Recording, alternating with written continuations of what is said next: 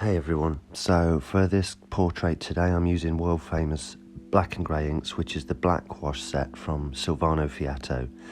I'm using the Axis Valhalla rotary and a critical power supply, and I'm going to run through my needles with you here in a second as well.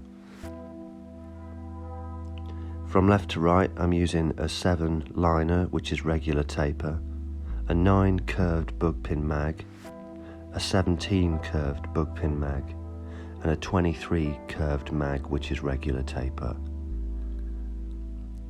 I often get asked about my stencil process as well, so here's a picture of my stencil along with the drawing. I try not to make my stencils too complicated, but you can see from the expression on this guy that there's quite a lot of creases going on in the face, so it's a little bit of a complicated stencil, probably more so than I'd usually like to use, but it is what it is.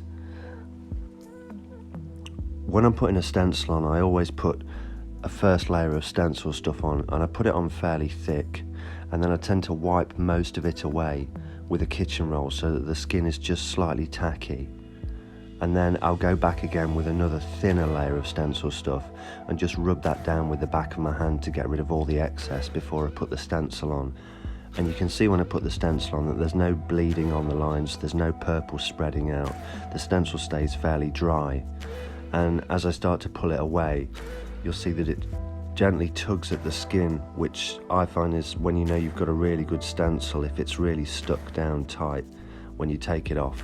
And I'm going to give that 10 minutes to dry before we get into the portrait. But here's the portrait. I hope you enjoy it, guys. I'm not going to talk too much over it, but I will say now, I do apologise that my head gets in the way a little bit. I didn't have a cameraman, so I do apologise about some of the angles, but I hope you enjoy it, and leave me some comments if you want to know anything else. Cheers.